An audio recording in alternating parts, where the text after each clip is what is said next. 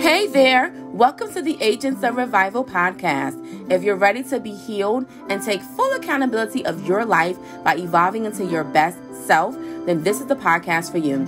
I am your host, Andrea Griffin Rogers, and I'll share with you winning steps as well as personal tips and anecdotes on how to go from brokenness to wholeness and from scattered pieces to inner peace. So come on in and join me on this healing journey, and let's become whole together. Enjoy it. Hey, what's up, guys? How are you today? Welcome back to another edition of the Agents of Revival podcast. I pray that all is well with you and your soul and your spirit. And if it's not, baby, then I hope by the end of this message, you feel a little bit better.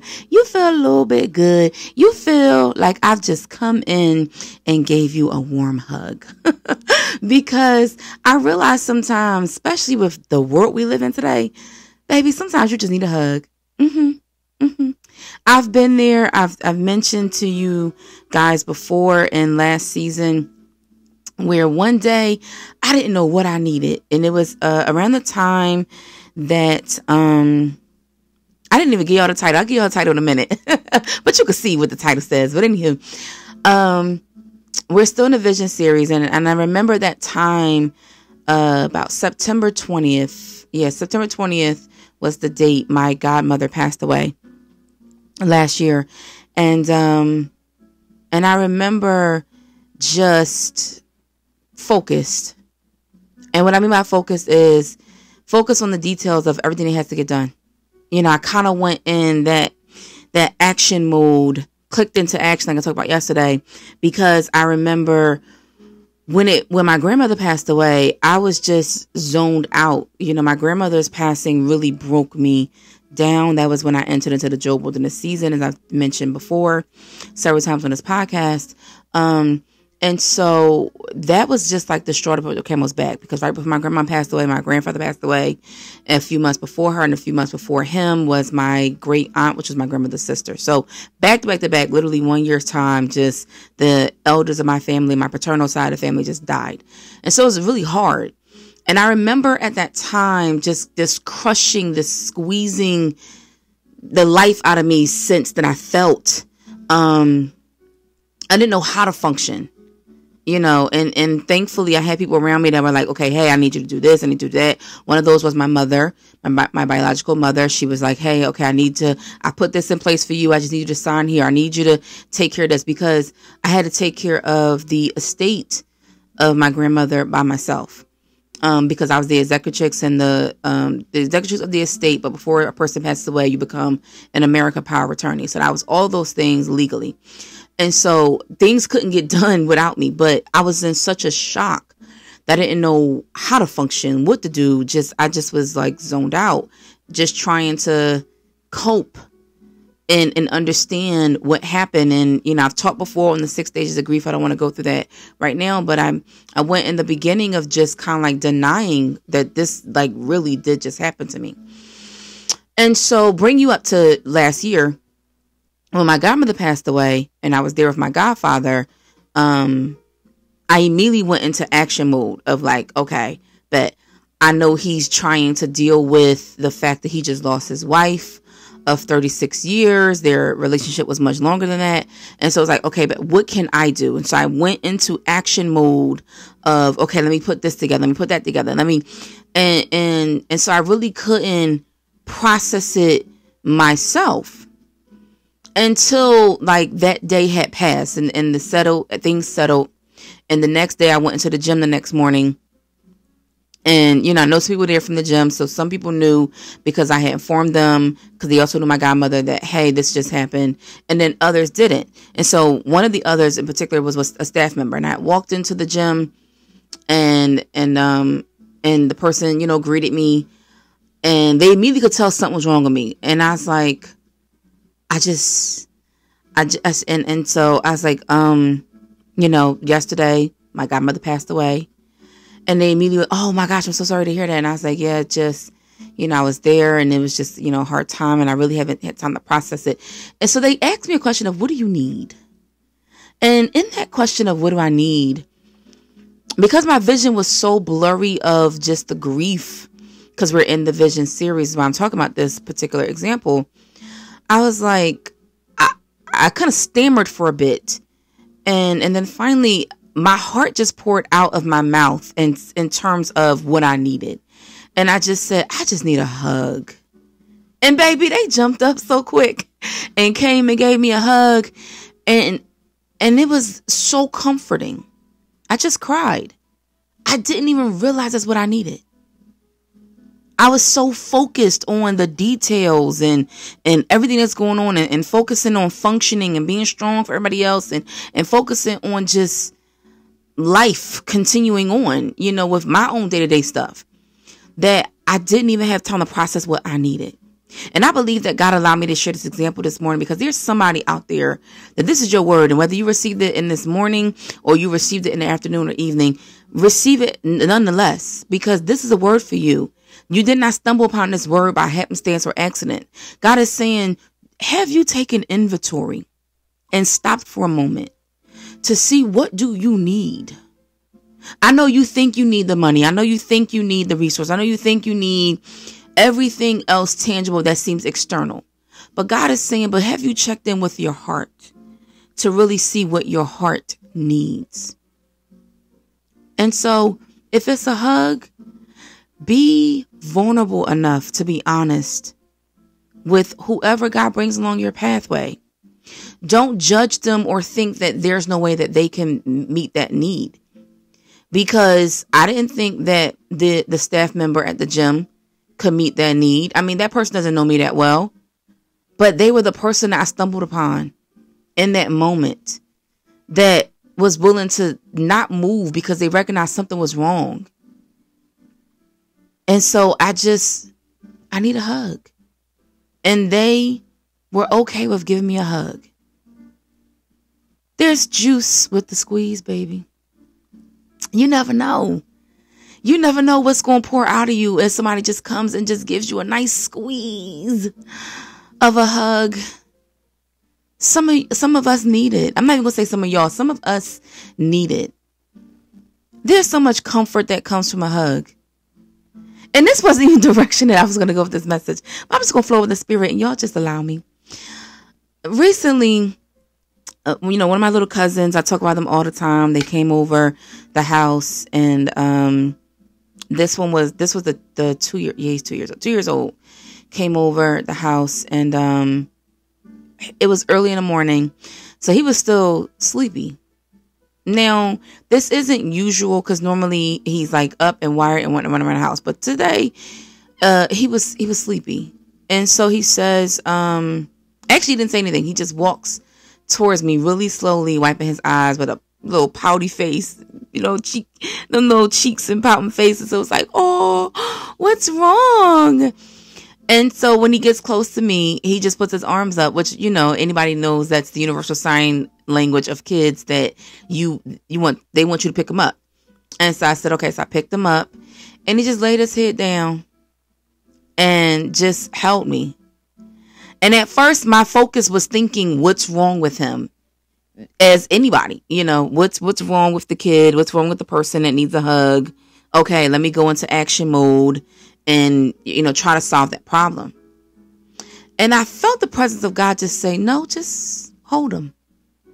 Just hold him and just be still in this moment. Just receive this moment. Just like last year with the person at the gym. Just receive this moment. Don't be focused on what you came here to do in terms of your workout and what time it is and how much time you have left on the clock before you got to handle the rest of your business for the day. Just be still in this moment and receive this hug.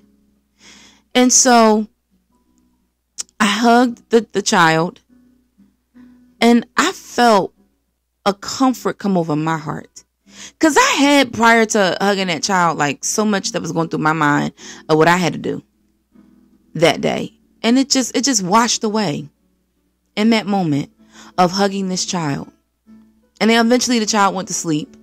But it took a while before the child went to sleep. I think I was holding him for maybe like at least 45 minutes to an hour before he went to sleep.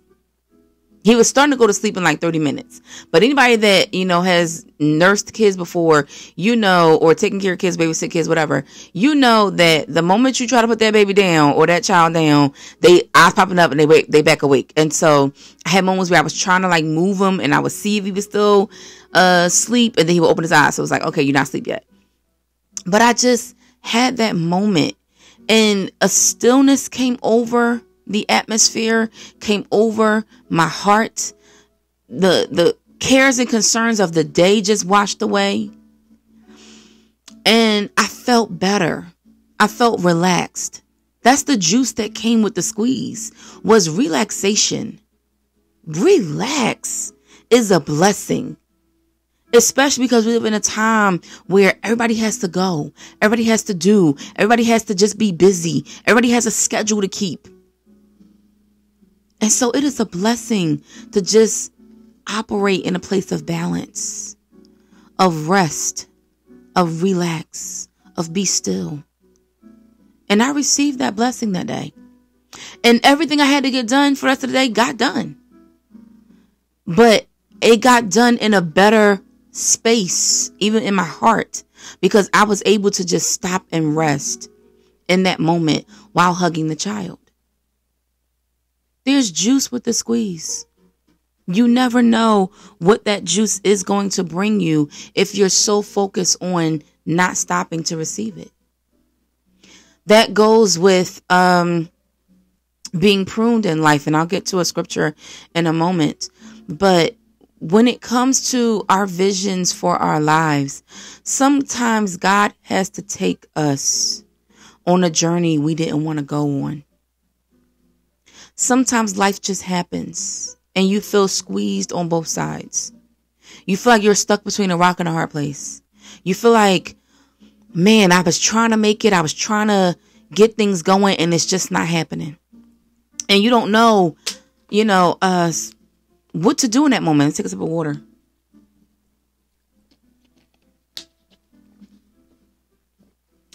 And so you may feel overwhelmed.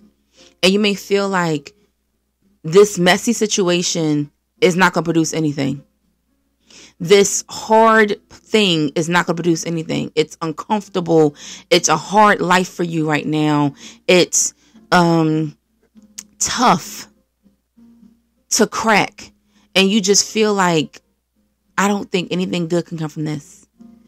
Maybe like me, in my Job Wilderness season, you went through loved ones passing away. You may have lost a job. Your finances may have been attacked. And so now you're lacking in funds. It could be that now you've become the caregiver of some elderly parents or grandparents. It could be that you thought the school semester was going to go one way and then now it's looking a different way. It could be that maybe you thought you could handle the assignment on your job and then and now you feel stretched to capacity and you're like, I'm overwhelmed. It could be that you have a horrible boss and you want change. I mean, it goes across the board of whatever it is. Put your thing in there. It could be that your marriage isn't going the way you want it to go. And if it's a relationship, then baby, as I talked about before, and I'm going to talk about it some more this season, free yourself. Okay. If it's a hard relationship that you're in and y'all just dating, I don't care if you're like, well, we're not really dating because we're long term. If you're not married, you're dating. I don't care if it's 15 years, you're dating for 15 years. Okay. You can free yourself from that. You're not married. You can leave. You can uproot yourself. And you know what? I'm gonna pivot because I feel like I can go down a rabbit hole with that, but I'm gonna pivot from the relationships right now. Cause again, we got a whole season to talk about relationships, but whatever it is that is blinding your vision right now of your life, the vision of your future that is blinding your happiness right now, that you're looking through rose colored glasses with, and you're not really seeing it clearly, whatever it is, let this be your wake up call. That when you are ready to remove the outer film that is blocking you from seeing clearly, and you stop fighting the squeeze. It's in the squeeze that the juice is produced. Think about it in terms of an orange or a lemon, even a grape. You know, when you receive an orange or a lemon, for this example, some are hard, some are solid, even a lime. It's a round type of oval shaped ball. And so you have it in your hand and it feels a little firm. And so in its state in that moment of just being round off the shelf of the grocery store, or if you have a tree and you pick it off of your tree, it's in a state that is not its best self. Now, granted, you can take the skin of it and you can, grate it or zest it and get some of the essence out of it and use it to bake it and do different things with it. But in its just hardened state, there's nothing that can be done with it. But just look at it and it's pretty. Maybe smell it, just get the scent, and that's it. But when you decide to cut open that lime, that orange, that lemon, and you start to squeeze it, that's when the best of what it has to offer you comes pouring out. That's when what was once just this hard lemon, lime, or orange can become orange juice, lemonade, limeade. It can become flavor for cakes and tacos, and it can become part of a fruit salad. And I mean, there's so many things that can come from the squeeze. It's limitless. So what would that mean in terms of your life? When you're going through a hard season, and it seems like there's nothing that can be produced out of this hard thing. If you allow the cutting away of the exterior to be removed in your life, it's the things that's not really that good. I mean, it can be used and transformed to be good, but in its natural state, if you eat if you eat the peel of the orange right there, it's not really that good. Now you can take it, transform it, candy it, and then get some flavor out of it. But just if you go and bite into the orange as it is, it's not good to eat. Same thing with the lemon or the lime. And I know some people that do that with lemons. I mean, it just blows my mind that you can just take a whole lemon and then start biting it like it's an apple, but to each his own. But the best comes from cutting it open and squeezing it out. And so you may be going through that in your life. And God is saying, if you allow me to cut away the dead stuff that is no longer needed and squeeze, prune, basically is what that's called. The squeezing spiritually is called pruning. If you allow me to cut away and prune, crush, purify what no longer can serve purpose or value anymore, you will see the juice, the beauty, the goodness, the good in it. But you got to get through it.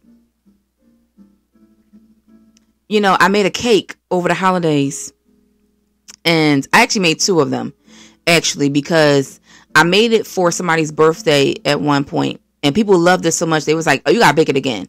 And so I wound up baking it a second time, and the second time again, it was like, man, people just ate that thing up so fast. But anyway, I used lemon and oranges for it. Now, when I zested it, it gave us some flavor. That the zest is from the skin. It gave us some flavor, and so it was nice. But when I used some of that juice in it, that's when the moistness came into the cake, and that's when the extra burst of flavor came into the cake. And then when I used the juice and then also simmered it down and made a icing with it, and it was like, oh my goodness, this took the cake to a whole nother level. Now, in a state of just a solid orange, a solid lemon, it wasn't useful for my cake. The zest was good, the skin was good, and it gave it some flavor. But the best part of it came when I sliced it open and squeezed the juice out. And then that's when it became more potent. And that's when it became more good for people to eat. And so God is saying, let me do the squeezing in your life. Let me squeeze away some friendships. Let me squeeze away this relationship that you've been dating for a while now. And it's not going nowhere. You hoping it's going to go somewhere, but God has showed you time and time again. People have even told you this is not the relationship for you. This is not the best person for you. And you keep holding on to it. And so God is saying, let me squeeze, let me cut away what's no longer working, and let me squeeze. See, after I zested off all the skin of the orange and the lemon, it no longer served purpose anymore. Now it's just the outer hard white shell. But when I cut it open and squeezed the juice out, I was able to get more out of the orange, more out of the lemon. When you allow God to take you through a pruning process, it is a cutting away and a squeezing season that God does in your life, but it's only temporarily. It is used to produce the best fruit out of your life, so that when the harvest comes, aka when the cake is baked and iced and is ready for consuming, meaning ready for people to partake in you, oh my gosh, people can't get enough of you because you're so good, because you allow God to take you through a process. And so we see this in the Bible with, I'm going to go actually and talk about John chapter 15 before I get into this other story. But John chapter 15 says this: I am the true grapevine, and my Father is the gardener. He cuts off every branch of mine that doesn't produce fruit, and he prunes or squeezes and cuts away the branches that do bear fruit, so that they will produce even more fruit. I'm going to read that sentence again. He cuts off every branch of mine that doesn't produce fruit, and he prunes the branches that do bear fruit, so that they will produce even more. You may have been fruitful up until this point, and then you suddenly felt like things started to crash around you. As I said before, I believe that this is not just my word of 2024 for Agents of Revival, but because you are drawn to this ministry, you can receive it as yours too. That God is saying, stretch to capacity. I am stretching you to capacity to sustain you, because the other part of that word is sustainability. Let God prune you. You may have been producing on one level, but in order to get to that next level, you got to be pruned some more. You got to be squeezed some more. You got to have some cutting away happen. Because yes, you produce fruit this far, but no more. God wants to get even more out of you. And you want to see more. You're praying for more blessings. You're praying for more abundance. You're praying for God to bless you in such a way where you feel an overabundance of joy. But it comes in the squeeze. You got to allow the uncomfortable thing to happen in order for the comfortable thing to manifest. And so that may be you cutting away or allowing God to cut away some friendships in your life. It could be God shifting you from one job to another job, or God stretching you to get more education in an area that you felt like you didn't need it in. Maybe you thought that, okay, I'm good here. You know, I remember a story my spiritual mentor told me, and I think she'll be okay with me telling this, where she was a teacher at this time years ago, and she was found being a teacher. And, suddenly she found herself indirectly doing principal things. Now, she just thought she was just helping out the principal at that time of her school. But little did she know that was part of the trajectory that God was placing her on. Until he then one day said to her, now I want you to go and get your degree to become a principal.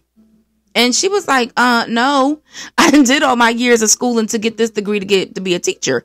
I don't want to be a principal. She didn't realize at the time that God was stretching her to capacity. He knew that she had more room in her to receive than what she thought. And so sure enough, eventually she did go ahead for that degree and she became a principal. And then she thought, okay, well, she would retire as a principal and that would be it. But no, then God said, okay, now when you retire, I want you to go back into school to get your ministry license and become a minister. And it's all been building her up to the level that she is now. And then I'm sure God has more room for her because she's still here. And as long as you have breath in your body, then that means that God still has a purpose for your life. So you got to allow God to prune you, to purify you, to take you through a crushing season. It may be uncomfortable. You may not like the squeeze right now. It don't feel good.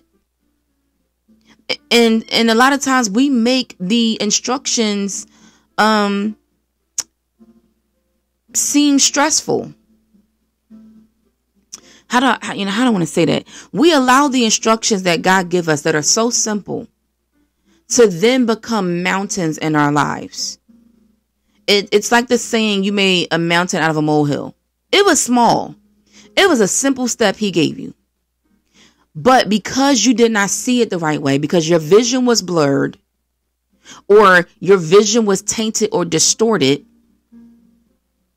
you viewed it as a bigger obstacle than what it was. And God was only trying to say, but if you allow me to do, if you look at, if you have one in your house, I would encourage you to do this. Go get a lemon or a lime and slice it open. Now, if you take both those halves and put it back together, you realize that that little line that blade made in order to cut it open was a little line. It wasn't that big of a cut to get it open. Now, you thinking about the cut may have made it bigger, but it actually wasn't a big cut at all. What are you fighting God against of a cut he's trying to make in your life? Where are you fighting God where he's trying to squeeze you in order to position you for purpose, in order to get the best out of your life? What are you fighting him on?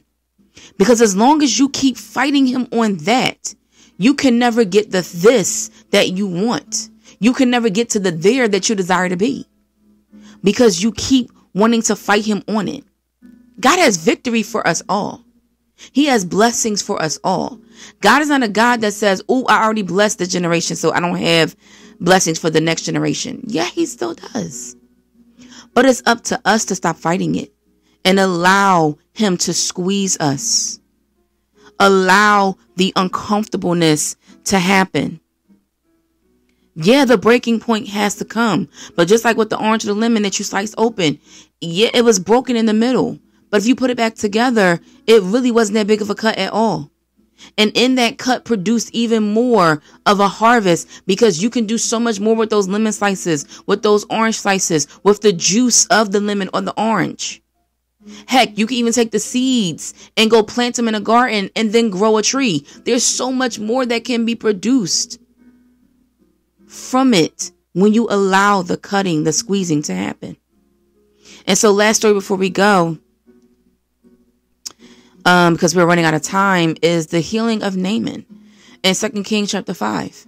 Here is this general this commander of an army who was told he had leprosy, had a skin condition, and he was told what to do in order to be healed. And so if you drop down with me to, let's start at verse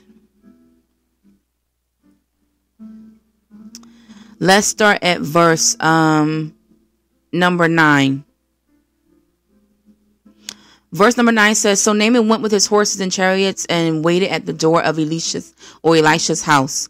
But Elisha sent a messenger out to him with this message: go and wash yourself 7 times in the Jordan River. Then your skin will be restored and you will be healed of your leprosy. So basically what the prophet Elisha is saying is, if you go and take this simple instruction that God is giving you, you'll see the victory. If you go and take this simple instruction of removing yourself from this situation, of ending that friendship, of ending that relationship, you'll see the victory that I have for you, of what you're actually praying for me for. I'm going to bless you with it, is what basically God is saying to you, but he's saying through this story. And so we see what happens with Naaman. Unfortunately, Naaman didn't receive that with joy or glee in his heart to say, "Ooh, bet, yay, golly, let's go do it." No, Naaman gets angry and he walks away.